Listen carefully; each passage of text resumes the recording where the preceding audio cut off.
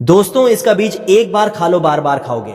इसे खाने के बाद महाशक्ति आ जाती है शरीर में। घोड़े हाथी जैसी ताकत आपके शरीर में आ जाएगी। इसका एक टुकड़ा खाते ही शरीर की सारी गर्मी शांत कर देता है। इसे खाते ही मर्दों की सुकड़न होगी दूर। जिन्हें लगता है ढीला ढीला हो गया है, फुसफुसासा हो गया है, करते समय घबराहट होती है, तो वो इसका एक बीज खा लें, औरत होगी हैप्पी हैप्पी। कई घोड़े की शक्ति मिलेगी। महापावर दबाव का मिश्रण है इसमें। इसका बीज चुपचाप खा लेना और देखें रात में चमत्कार। आपका शरीर लोहे जैसा हो जाएगा। दोस्तों, प्रकृति का खजाना अनमोल व असीमित है। खासकर बारिश के मौसम में जगह जगह पर वनस्पतियां लग जाती हैं। कुछ पौधे अपने आप ही लग जाते हैं और इन्हें हम इन मतलब का सरदर्द, कचरा आदि समझकर या जंगली घास फूंक समझकर उखाड़ कर फेंक देते हैं। दोस्तों, कुछ पौधों के बारे में हमें जानकारी जरूर होना चाहिए कि ये कचरा नहीं, ये बहुत ही ज्यादा कीमती और अनमोल रत्न है। हीरे मोती से भी ज्यादा कीमती है।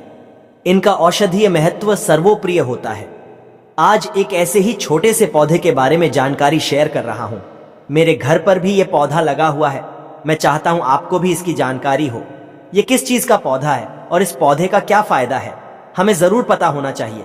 दोस्तों, इसकी पत्तियों को देख लीजिए, समझ जाइए। और शायद आप इसकी पत्तियों को देख करके समझ गए होंगे कि ये जो पौधा है, ये है छोटा धतूरा। इसे कई नाम से अलग अलग गांव शहरों में अलग अलग नाम से जाना जाता है। हमारे यहां इसे छोटा धतूरा कहा जाता है। कई लोग इसे छोटा गोखरू भी कहते हैं। कई जगह पर इसे खाकरा कहा जाता है, शंखा होली कहते हैं, कांथू बोलते हैं। कई जगह पर इसे कांटा गोली कहते हैं और अंग्रेजी में इसे कहते हैं कॉक लबर। गांव में अक्सर सभी बच्चों ने यही कॉक लबर के साथ एक दूसरे को मारकर हम अपना मन प्रसन्न करते थे और कपड़ों पर चिपका देते थे। इन्हीं को देखकर हम बचपन से जबान हुए हैं। इसे ज्यादातर गांव खेत खलियानों में पाया जाता है। अगर साफ साफ शब्दों में कहा जाए तो कॉक लबर सोने, चांदी, हीरे, मोती से भी ज्यादा कीमती है। दोस्तों, और इसके जो बीज होते हैं कांटे युक्त होते हैं। तो ये पौधा गोकरू का है। हमारे यहां तो इसे छोटा गोकरू कहते हैं, छोटा धतूरा भी कहते हैं। आपके क्षेत्र में इस पौधे को क्या कहा जाता है, मुझे कमेंट्स करके जरूर बताएगा।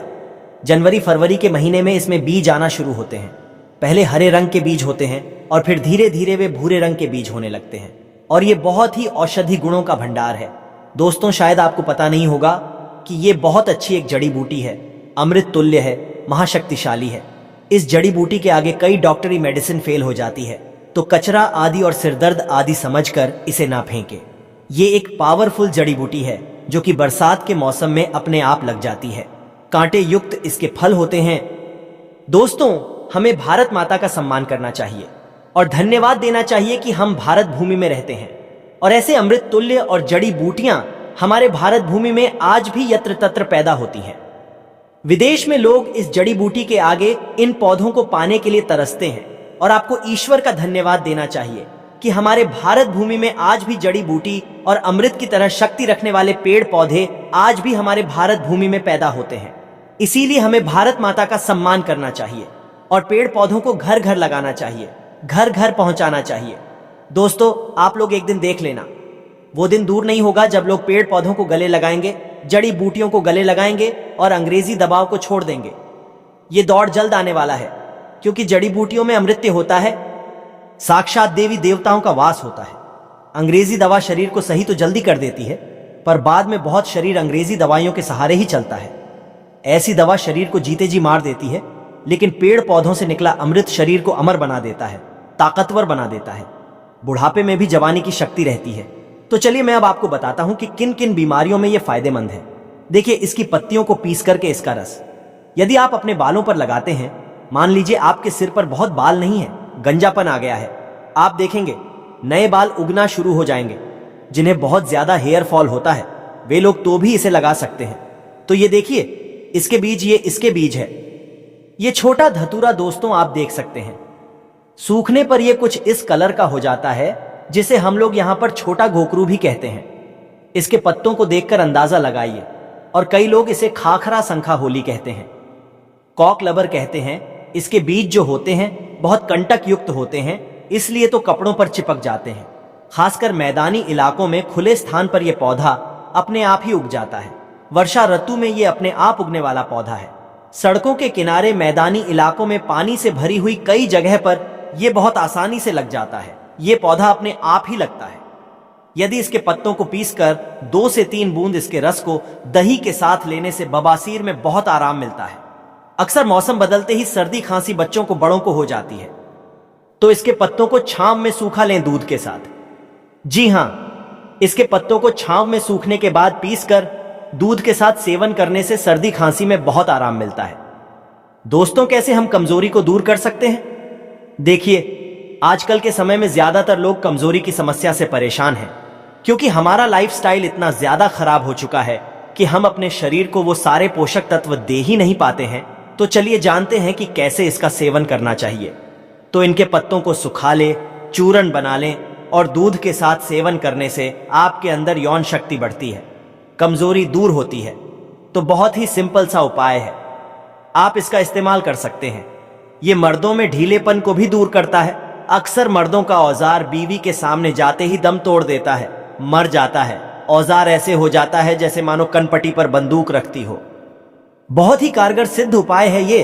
दोस्तों, आगे बढ़ने से पहले वीडियो को लाइक जरूर करें, क्योंकि आप बाद में लाइक करना भूल जाते हैं। दोस्तों देखिए, वीडियो को लाइक करने का कोई भी चार्ज नहीं लगता, इसीलिए वीडियो को लाइक जरूर करें और हमारे चैनल को सब्सक्राइब करके बेल आइकॉन जरूर दबाइएगा। दोस्तों, तो इसकी पत्तियों का रस यदि आप बालों पर लगाएंगे तो आप ये मानिए कि बालों का झड़ना बिल्कुल रुकेगा, गंजे के सिर पर भी बाल आ जाएंगे। इतना फायदेमंद है। यदि इसके पत्तों का रस, जिन्हें बहुत ज्यादा सरदर्द होता है, इसके पत्तों को पीसकर इसका पेस्ट यदि कुछ समय माथे पर लगाते हैं तो सिर दर्द से तुरंत ही राहत मिलती है। दोस्तों, आप यकीन माने ये बहुत ही कारगर सिद्ध उपाय है। मैं ईश्वर की सौगंध खाता हूं, ये जो उपाय हम आपको बता रहे हैं ये बहुत ही कारगर है और चमत्कारिक रूप से इनका इस्तेमाल करके आज लाखों लोग इस्तेमाल करते हैं और बहुत ही जल्द वो ठीक हो जाते हैं। दोस्तों, बहुत से लोग तो क्या करते हैं, जब इनका सीजन होता है, ये बारिश में ही उगता है, छोटा गोखरू इसके पत्तों को सूखा लेते हैं और फिर काम में लेते हैं। इतना ज्यादा ये फायदेमंद होता है और इसे सुखाकर पाउडर बनाकर भी इसको रखते हैं। इतना ज्यादा फायदेमंद है। इसके 1 चम्मच पाउडर को, पत्तियों के पाउडर को तेल में मिला लें, किसी भी तेल में, नारियल तेल में, सरसों के तेल में, और उस तेल को अपने बालों पर लगाएं। इस कैल की मसाज करेंगे तो गंजे के सिर पर भी बाल उगा देगा। ये पौधा इतना फायदेमंद है तो हमारे आसपास जो वनस्पति होती है उनके बारे में हमें जानकारी जरूर होना चाहिए। दोस्तों, और इसके कुछ ताजी ताजी पत्तियों को ले लीजिए, थोड़ा सा क्रश करके या फिर किसी भारी चीज से इसका रस निकालें और इसका रस भी आप डायरेक्ट बालों पर लगा सकते हैं। आप चाहे तो थोड़ा सा नारियल का तेल भी मिलाकर इसको लगा सकते हैं। और ये जो पौधा होता है वर्षा ऋतु वाला पौधा है, बहुत ही चमत्कारी जड़ी बूटी है, छोटा धतूरा कहते हैं इसे। इसका जो पौधा होता है 2 से 3 फीट के करीब लंबा होता है, शायद 4 फीट से ज्यादा लंबा नहीं होता। बहुत से लोग इसे स्किन डिजीज पर भी लगाते हैं, चर्म रोग पर भी। इसका रस लगाने से वो धीरे धीरे समाप्त हो जाता है, ठीक हो जाता है, जड़ से समाप्त हो जाता है। अक्सर फोड़े फूंसी अगर है, कोई घाव है, तो उसमें भी इसकी पत्तियों का पेस्ट लगाएंगे तो फोड़े फूंसी ठीक हो जाते हैं। चेचक के जो दाग होते हैं उसमें भी यदि इनकी पत्तियों का रस लगाएंगे तो दाग धब्बे बिल्कुल ही दूर हो जाते हैं, घाव ठीक हो जाता है। ऐसा कहा जाता है कि नासूर तक को ठीक कर देता है। तेल कैसे बनाना है चलिए बताते हैं, ताकि आप बालों पर अप्लाई कर सके। दोस्तों, अब आपको क्या करना है, यहाँ पर आप तेल ले सकते हैं, नारियल का तेल ले सकते हैं, आप यहाँ पर सरसों का तेल ले सकते हैं। और इस तेल में अब आपको क्या करना है, इसकी कुछ पत्तियां डालना है, छोटे गोखरू की कुछ पत्तियां डालना है। इसके कुछ पत्तियों को डालकर थोड़ी देर पकाना है, ताकि तेल में गोखरू की पत्तियों के सारे पोषक तत्व आ जाएं। बहुत से लोग इसे जहरीला कहते हैं, जहरीला मानते हैं, परंतु ये जहरीला नहीं होता है। और इसके कोमल कोमल पत्तियों को आपको इसमें डालना है। आप देखेंगे कि ये जो तेल है बहुत ही इफेक्टिव रहेगा। आप यहाँ पर नारियल का तेल भी ले सकते हैं। पत्तियों को तोड़ ले और याद रहे पत्तियां ताजी होना चाहिए दोस्तों, और ताजी पत्तियों की बात ही अलग होती है। ताजी पत्तियों में पोषक तत्वों की मात्रा बहुत ज्यादा होती है, तो आप अच्छे से देख ले, इसकी पत्तियों को देख ले। वैसे भी हमें अपने आसपास के पेड़ पौधे, वनस्पति, जड़ी बूटियों की जानकारी जरूर होना चाहिए। कई लोग ऐसे हैं जिन्हें पेड़ पौधों की जानकारी न होने की वजह से वह मात्र कचरा समझकर पेड़ पौधों को घर से ही बाहर फेंक देते हैं, जो कि बाद में उन्हें नुकसान उठाना पड़ता है कि जिसे हम कचरा समझकर बाहर फेंक रहे थे, असल में वो तो हीरा निकला। तो दोस्तों, इसका तेल निकालने के लिए गैस को स्लो पर चलाएं। धीमी आंच पर स्लो फ्लेम पर 10 मिनट तक इस तेल को पका लें, ताकि इन पत्तियों के सारे पोषक तत्व इस आयल में आ जाए। उसके बाद इस तेल से आपको अपने स्कैल्प की मसाज करना है। आप देखेंगे बालों का झड़ना बिल्कुल ही रुक जाएगा। दोस्तों, इसीलिए तो कहा जाता है कि इस तेल से मालिश करने से या इसके पत्तियों का पेस्ट लगाने से, इसके पत्तियों का रस लगाने से गंजे के सिर पर भी बाल उगना स्टार्ट हो जाते हैं। ये इतना ज्यादा फायदेमंद है तो आप डायरेक्ट इसकी पत्तियों का पेस्ट लगा सकते हैं, रस लगा सकते हैं। ये आप चाहे तो जैसे हमने तरीका बताया इसी तरीके से पत्तियों को तेल में डालने के बाद उपयोग किया जा सकता है। बहुत ही कारगर और सिद्ध और 100% उपाय है ये। लेकिन याद रहे, खूब अच्छी तरह से तेल को पका लेना है। जब तक इसका झाग ना बंद हो जाए आप जितना चाहें उतना तेल बना सकते हैं, लेकिन क्वांटिटी पत्तों की ज्यादा होना चाहिए और उसी मात्रा में कोई भी तेल होना चाहिए। आप ज्यादा बनाकर भी स्टोर कर सकते हैं। सप्ताह में 2 बार इस तेल को जरूर लगाएं। यह बहुत ही ज्यादा फायदेमंद होता है। आयुर्वेदिक दवाई में भी छोटे गोखरू का इस्तेमाल किया जाता है। बहुत सी जो आयुर्वेदिक दुकानें होती हैं वहां पर यह मिलता भी है।